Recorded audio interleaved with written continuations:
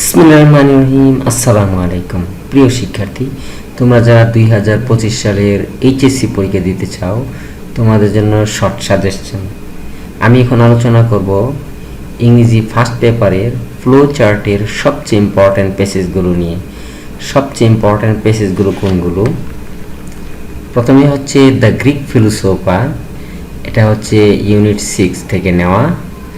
তারপরে 2 নম্বর হচ্ছে নিগ্রো সম্পর্কে যে প্যাসেজ আছে, এটা ইউনিট 2 থেকে নেওয়া। তারপর এডুকেশন গিভস আস যে প্যাসেজটা আছে, এটা হচ্ছে ইউনিট 12 থেকে নেওয়া। তারপর মেডিটেশন সম্পর্কে যে প্যাসেজটা আছে, এটা ইউনিট 3 থেকে নেওয়া। তারপর ড্রিমস হ্যাভ ফ্যাসিনেটেড যে প্যাসেজটা আছে, এটা হচ্ছে ইউনিট 2 থেকে নেওয়া।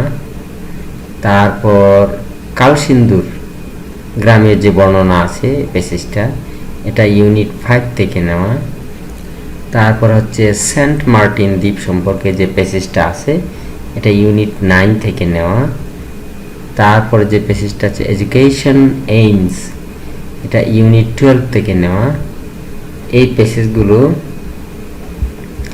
সবচেয়ে ইম্পর্ট্যান্ট। তারপরে আরও কয়েকটা প্যাসেজ রয়েছে।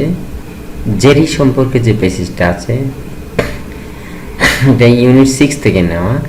ইকোট্যুরিজম সম্পর্কে যে প্যাসেজ আছে, এটা ইউনিট 9 থেকে নেওয়া।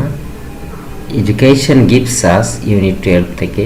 I have a dream unit 2 থেকে।